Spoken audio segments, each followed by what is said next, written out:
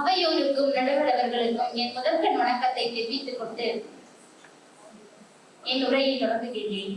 எதிரணியில் கூறினார்கள், ராவணனை கொல்ல முடியுமே தவிர அவரை வெல்ல முடியாது, எவருமே வெல்ல முடியாது என்று கூறினார்கள்.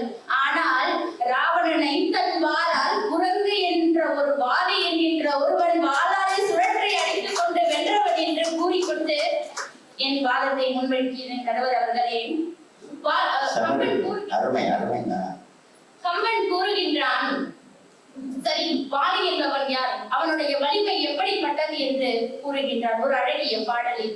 பாரிழந்த வெம்பன்றி பண்டையினால் நீ கடைந்த போராமை நேர் உள்ளான் கிடந்த மாயினும் மற்றவன் தான் கிடந்த தோள்தகை வல்லதோ, அப்படி என்று கூறுகின்றான்.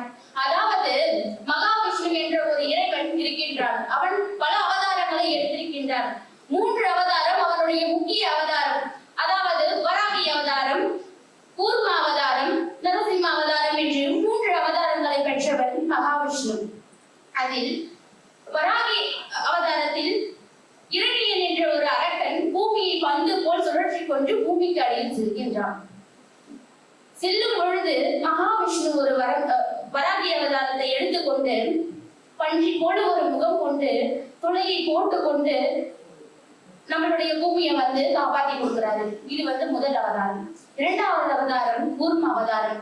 பார்க்கடலை அமிர்தம் எடுத்தாங்கன்னு எல்லாருக்குமே தெரியும். அந்த பார்க்கடல்ல அமிர்தம் எடுக்கிறதுக்காக, அதை கடையறதுக்காக அடியில இருந்து ஆமையா தோல் பலத்தை சுமந்தவன் ஆமை என்ற வடிவத்தில் சென்றாங்க சொல்றாங்க. அடுத்ததாக நரசிம்ம அவதாரம். தன்னுடைய நகத்தாலேயே அந்த இரணியன் என்ற அரக்கனை மடியில போட்டு நரசிம்மன் கொள்றாரு. இந்த 3 அவதாரத்துக்கு நிகரானவன் வாலியின் தோல் வலிமை மட்டுமே என்று கூறுகின்றான் கம்பன். அது மட்டுமல்ல, அப்படி கம்பன் ஒரு தெய்வத்துக்கு நிகரான ஒரு இடத்துல வாலியை வச்சிருக்கான்ற போது எப்படிப்பட்ட காதல் வாலி மீது இருக்கணும் கம்பனுக்கு என்பதை நீங்க நினைவில் கொள்ளணும்னு நான் கேட்டுக்கொள்கிறேன் நடுவர் அவர்களே. 2வதாக சொல்றாரு ஒரு பாடல்ல, மூலமே வீரமே மூடி நாயோடு ஏதுமே தேவர் பால் ஏது என ஏவினான் சால நாள் போர் செய்வாய் ஆதியால் சாரல் போர் வாலி போல் ஏகினா காண்புள்ளார் வானுள்ளான் என்கின்றார். அப்படிப்பட்ட தெய்வங்களே சான்றளிக்கின்றனர் வாலியின் பலத்தை கண்டு. முதலில் துந்துவி என்ற அரக்கன் போறான். அவன் ஒரு எருமை முகம் கொண்ட ஒரு அரக்கன்.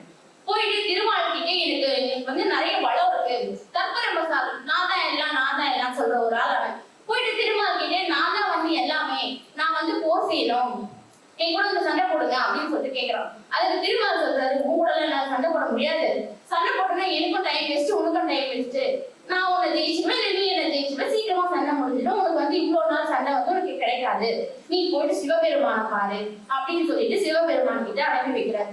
இவன் போயிட்டு சும்மா இருந்தானா, சிவபெருமான இருந்த கைலாய மலை போயிட்டு நல்லா கையால வச்சு குலுக்கி ஆட்ட தவத்துல இருந்த அவர் எழுந்துட்டு என்னடா உனக்கு பிரச்சனை அப்படின்னு கேட்கிறாரு.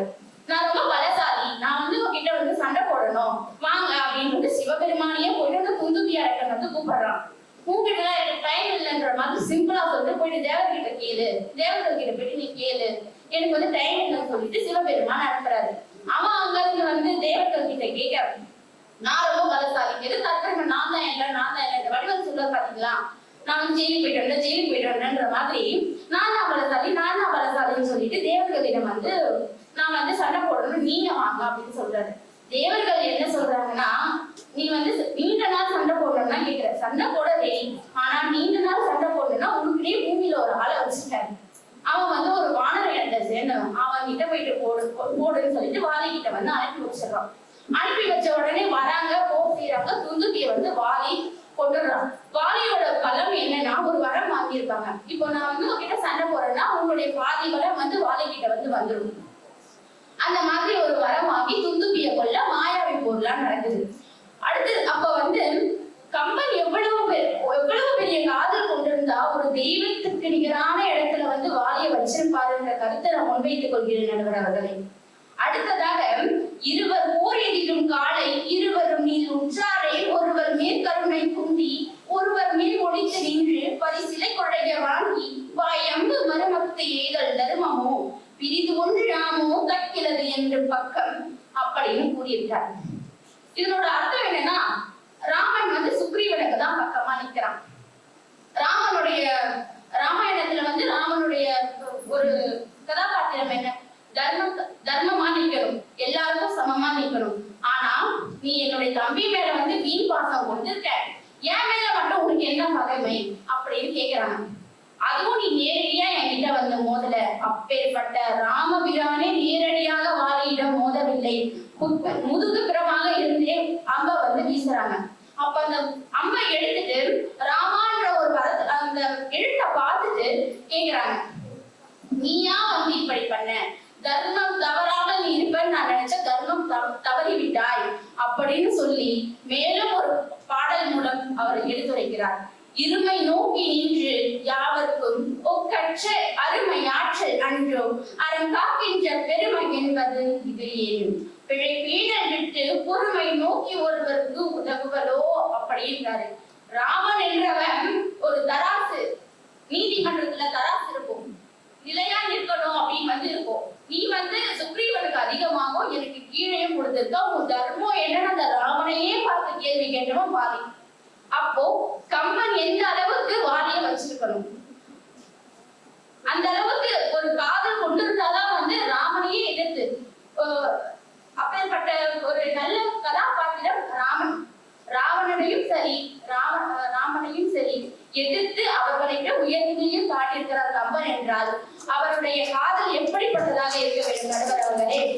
எனவே கம்பன் பெரிதும் காதல் கொண்ட எதிர்நிலை கதாபாத்திரம் வாலியே வாலியே என்று கூறி நன்றி கூறி விடைபெறுகின்றேன். நன்றி வணக்கம்.